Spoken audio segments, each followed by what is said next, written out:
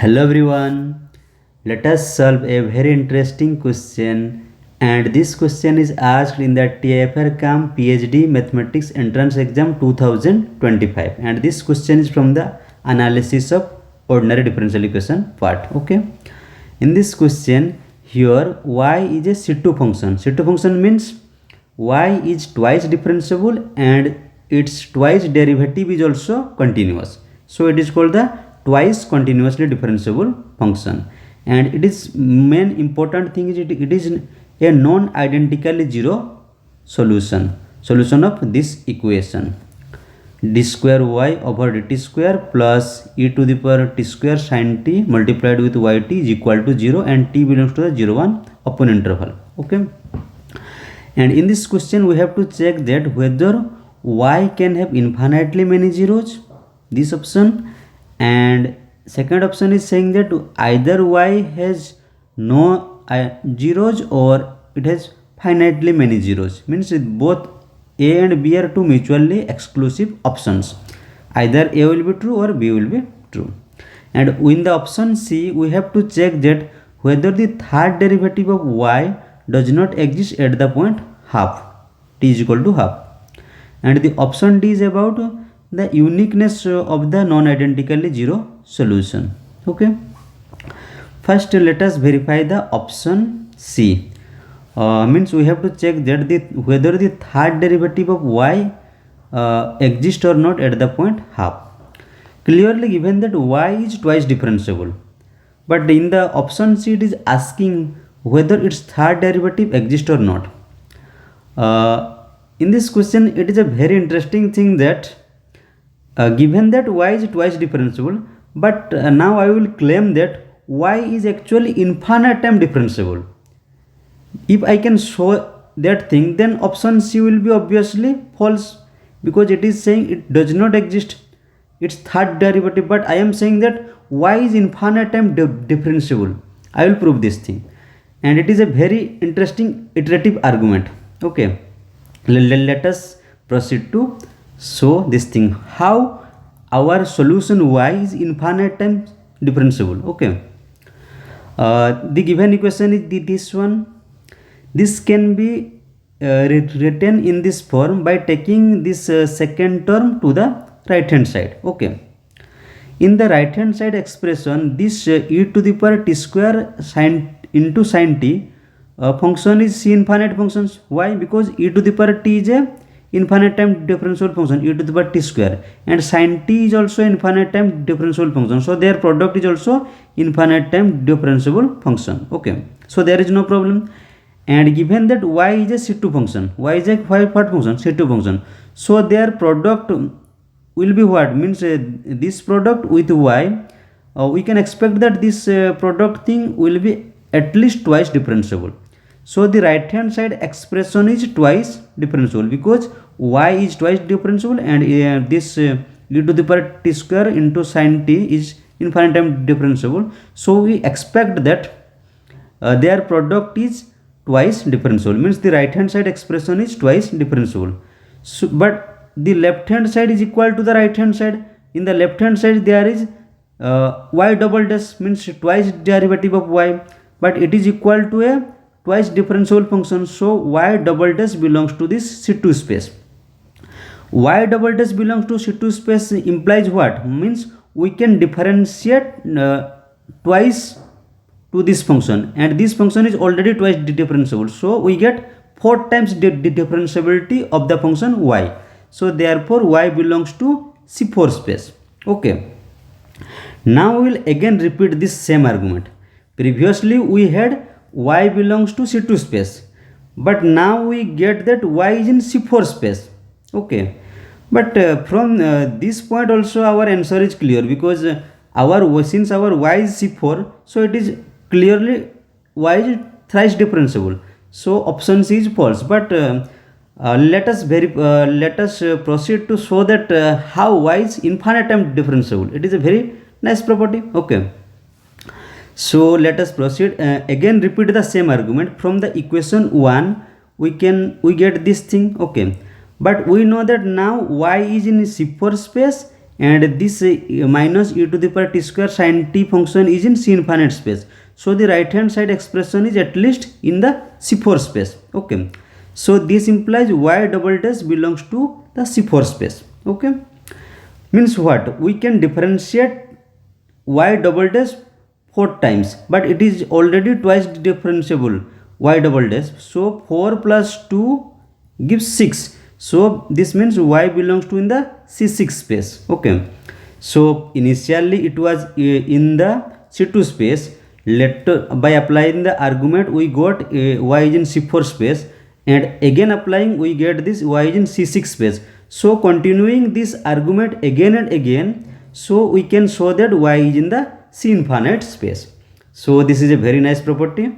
Okay, now let me give a simple toy problem or simple homework. Check this function dy by dt is equal to y, whether y is infinite time differentiable or not. Repeat the same argument, then you can show that also this equation, in this equation also has y is infinite times differentiable. Okay, I hope that this is a very nice iterative process argument. Okay, let us move to the option D.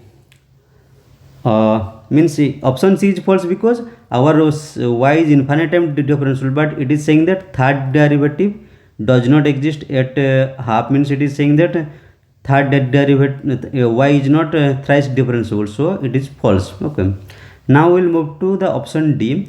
Option D is we have to check whether the equation has a unique non-identically zero solution. Okay, option D. Okay, in the given question our equation is this one and it is a linear equation in y variable. It is a linear equation. So if y is a solution, then we know that any scalar multiple is also a solution because the equation is linear. Okay, so we can get an infinite number of solution non-zero. If y is a non-zero solution, then any scalar multiply which is where k is not 0. Okay, then also here I can say 0. Then we can show that k times y is also a non-zero and a different solution and different from y if k is not equal to 1 also. So if I can take k belongs to this space r difference 1 and 0, then I can get a different solution from the y and which is also a non-zero solution, non-identically zero solution. Okay, therefore I can generate infinite number of solutions. Here the main point is our equation is a linear one, so we can generate infinite number of solutions by multiplying any scalar which is the different from 1 and 0. So option D is false. Option D is saying that it has unique solution, so therefore option D is false. Okay, let us now verify the option A and option B. Okay, option A is saying that it has infinitely many zeros. So we will verify these two things by using a contradiction argument. At this point we will use a very standard result from the ordinary differential equation, and this is the result 1. This result is saying that the nth order differential equation, this is the nth order differential equation. Here an minus 1, an minus 2, a1, a0, these are the function in t, and these are the continuous function in t, and here ft is also a continuous function, and it is a nth order linear differential equation. Okay, and this result 1 is saying that this nth order linear differential equation, if it is associated with n number of initial data, here yk means it is the kth derivative of y at the point t naught is equal to yk. These yks are some real numbers. Okay, and here k is from the 0, 1 to n minus 1, means it has n number of initial conditions, means the equation 3 is the nth order initial value problem, and here the number of initial data is n, and the standard ordinary differential equation theory says that this equation has a unique solution. But in our previous equation there were no initial condition given, therefore we were getting infinite number of solution. But if I can associate this second order differential equation with two initial condition, then this equation also has unique solution. Because in our question there were no initial condition, so we are getting infinitely many solutions. But this result 1 is about that equation, nth order differential equation along with n number of initial condition, then we will get a unique solution. Okay, this result will be used. Okay, let us verify the option A and B. Suppose the function y has infinite number of zeros in the closed interval. Okay, here the closed interval is play a main role, because this closed interval is a bounded thing. It is saying that it has infinite number of zeros. This means what? We can find a infinite sequence Tn so that y Tn is equal to 0 and Tn lie in the closed interval 0 1. Since Tn this sequence Tn lie in this closed interval, it implies what? Tn is a bounded sequence, and we know that every bounded sequence has a convergence in the real number set. Every bounded sequence has a convergent subsequence by using the Bolzano-Weierstrass theorem. Bolzano-Weierstrass theorem says that every bounded sequence has a convergent subsequence. So this sequence Tn has a convergent subsequence, which is the Tnk. So since that Tn for every n, y of Tn is equal to 0 and Tnk's are the subsequence, so y2 of Tn is also 0. And since Tnk is a convergent sequence, convergent subsequence, so it converges to some T0 point, and T0 lie in this closed interval. Okay, because it is a closed set, so this limit point will lie in this 0 1 closed interval. Okay, now I will claim that y of T0 is equal to 0. How? Because y of T0 can be written this form, because T0 is the limit of Tnk. Okay, and we know that our y is a C-infinite function, means our y is a continuous, and continuous in the continuous function we can bring the limit outside, or also we can take the limit inside. Limit can come out and come in by using the continuity of y. Okay, here we are using the continuity of y, but we know that y of Tnk is 0, so it gives it 0, so the limit value is 0. So this implies y of T0 is equal to 0. Okay, let us write it equation 6. Okay, next we will claim that y dash T0 is also 0. How?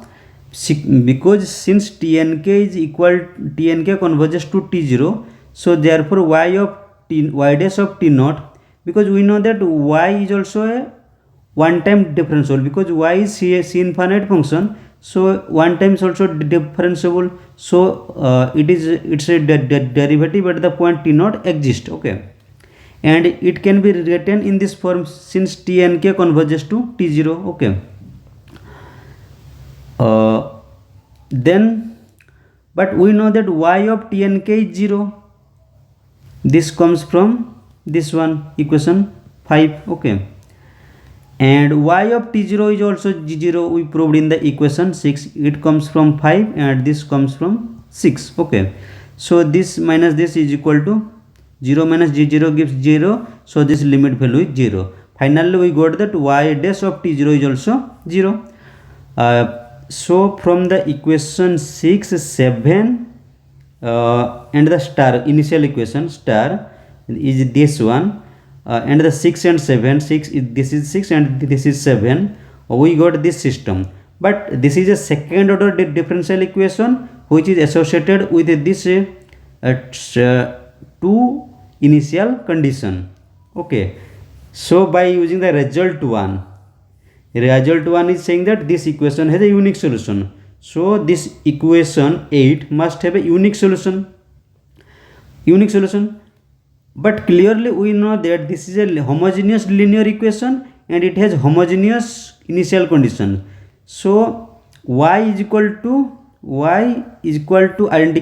0 satisfies this initial condition, and it satisfies this equation. This is 0 and this is also 0 if we put y identically 0.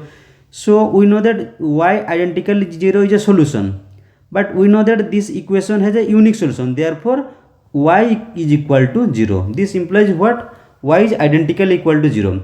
But in our given question, it is given that y is not identically 0. So it is contradicting our question. So therefore y cannot have infinitely many zeros, because we have assumed that. So our assumption is wrong.